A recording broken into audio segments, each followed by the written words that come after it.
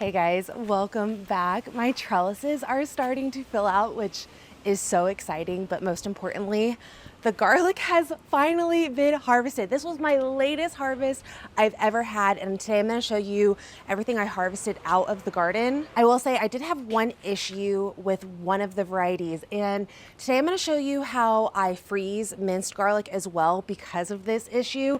So we'll get into that in a second, but I like to do this freezed minced garlic. It was my go-to method before I ever had a freeze dryer. So keep this in your back pocket because once your garlic starts to get a little soft, if you haven't gone through all of it yet, by like October through January, if you grew hardneck, softneck will store a lot longer, so you typically don't have to worry about that.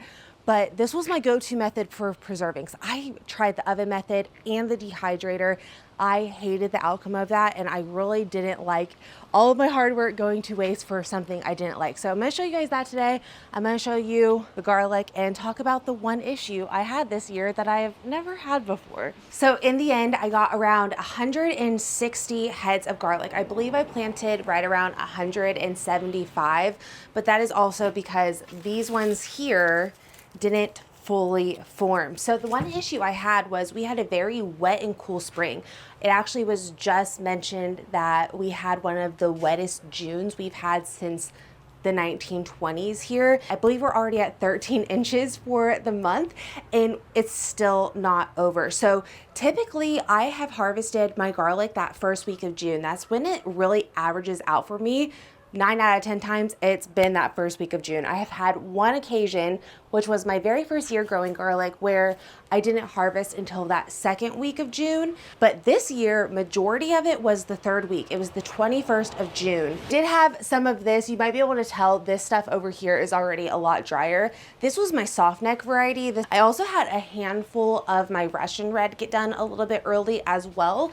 But my Chestnut red was such a superstar. That is my go-to variety. I've grown that every single year I've grown garlic. The flavor of that garlic is simply just unmatched. Hardneck varieties have a little bit more flavor, in my opinion. They're a little bit more bold than your soft necks, but your soft neck is going to store a lot longer. So like I mentioned earlier, I will actually be braiding this soft neck, and this soft neck variety went clear into February for me, and I probably could have gotten into March with it if I really wanted to try. It just started to sprout on me a little bit, so I processed it down to garlic powder.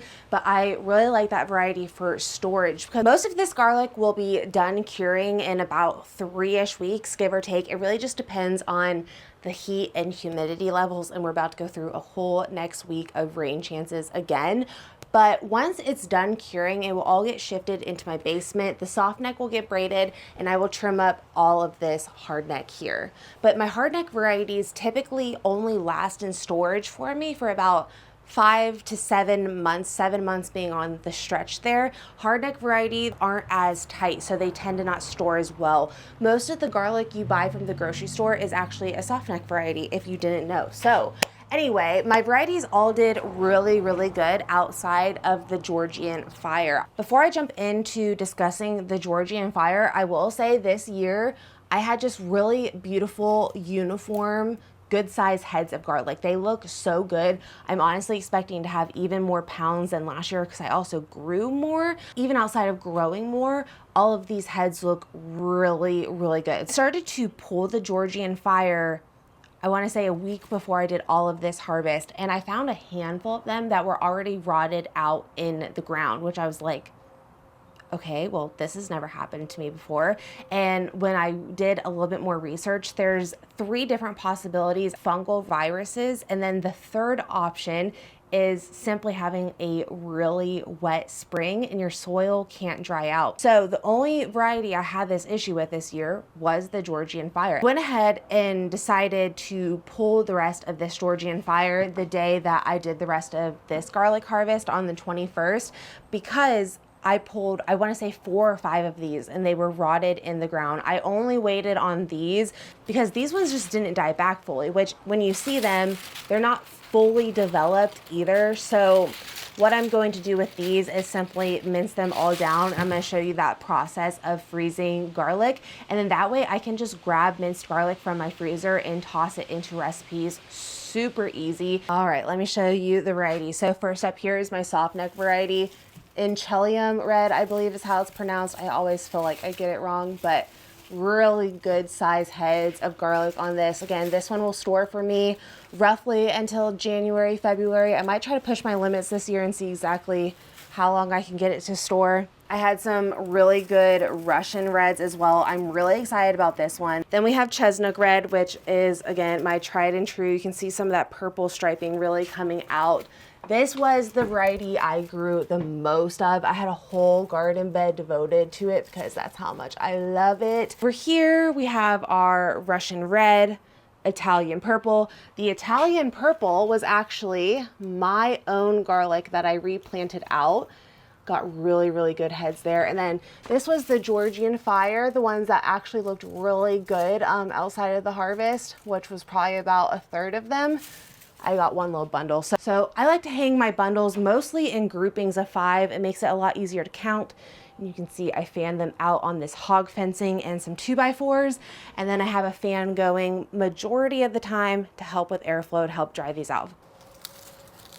Before going in, I'm just gonna save myself any extra mess in the kitchen and just go ahead and cut off the rest of all of the leaves here. I can tell you right now, I've been outside for like 20 minutes and it is very humid today. Feels much better. Woo. You know, I could have probably done all of this outside, but here we are. I'm gonna go ahead and just try to peel back as many of the paper layers as I can. When garlic is still in this fresh stage, it's really easy to get it apart. Sweeney, my dude.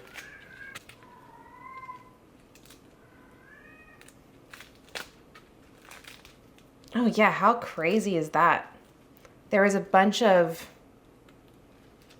like stem all kind of intertwined there. Interesting. Yeah, very interesting. That one's not as bad as that first one. You can see it's really like curled up in here and it never was able to extend. Yeah. There's another one.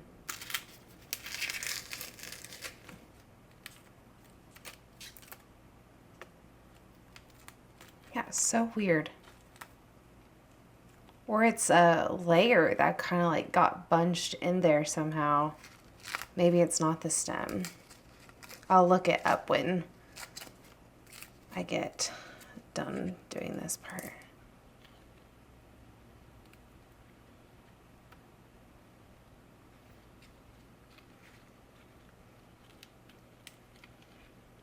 Okay, I'm gonna try to keep it all intact until I get to that clove. So walk here. Because to me, I don't know. Whoa. Yeah, look at that.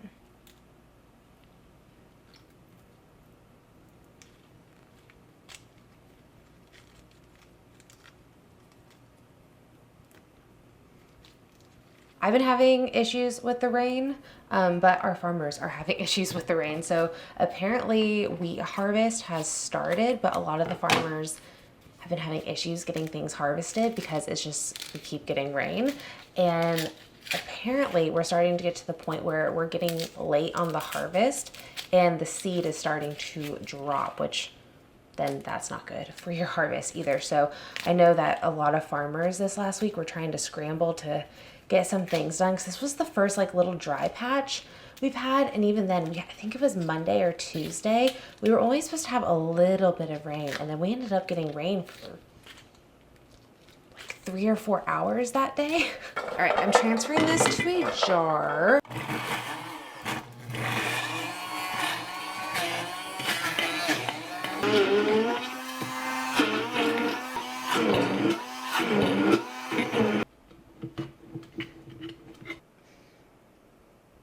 I have a baking sheet here with some parchment paper, and I'm going to dollop little balls of garlic, about a tablespoon amount. That is what I personally like, because you can also cut this really easily straight from frozen. So depending on the recipe, if you feel like you don't need that much, it's really easy to just cut what you need and keep the rest in the freezer. But I'm going to do this and pre-freeze it in my freezer for about an hour or so, nothing too crazy. This will make it so I can just make sure nothing will stick together. I'm gonna take this downstairs to my freezer and let it freeze for about an hour, hour and a half. I'm going to look up what potentially was the reasoning for what I saw in the garlic today. Okay, so after diving a little bit deeper, it took me a little bit to find some information, but then I stumbled across witches brooming in garlic, and I'm pretty positive this is what happened.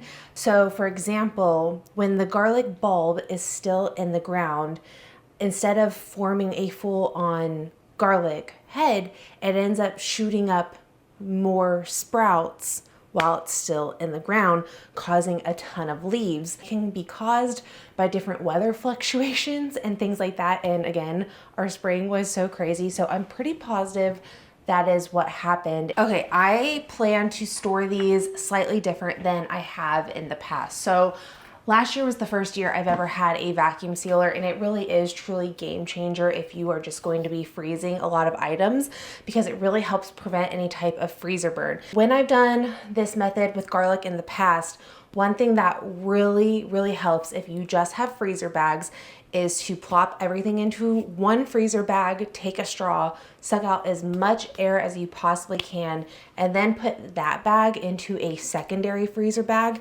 because that will help conceal any type of garlic scent, and it will also help prevent any type of freezer burn. What I'm going to do today is actually sandwich some of these garlics in between some parchment paper, and then I plan to vacuum seal them. I'm going to actually leave a little bit extra length in the bag. That way I can open it and re-seal it as I grab these out, and then I'm not gonna have to deal with any freezer burn. And these should last me quite a while, because I clearly have a lot of fresh garlic that I need to go through as well. But this will just be really convenient, especially if I'm just tossing it into a recipe really quick. My husband surprised me with this Nesco vacuum sealer last summer. I was so excited. He is a huge researcher, and I just do not like spending my time researching things. So he thought this was one of the best options, and honestly, I really love it. So I'm just going to take some parchment paper here, and I'm gonna cut some squares. So using the parchment like this will just be an extra layer to making sure things don't stick. With pre-freezing like I already did, you can see I can easily pick this up. At this point, those aren't really gonna stick together. I have a feeling that if I were to use my vacuum sealer here, they might have the tendency to stick. So I'm just going to sandwich the garlic in between parchment paper before I vacuum seal as a little extra layer. That way I can just open up the vacuum seal, grab one of these parchment, and call it a day. And the garlic will stay a little bit soft when it's in this minced condition, even when it is fully frozen. So I'm gonna put another layer, and then I'm just gonna slightly smush it down a little bit to make sure those parchments stick together. I'm gonna pack everything into this bag.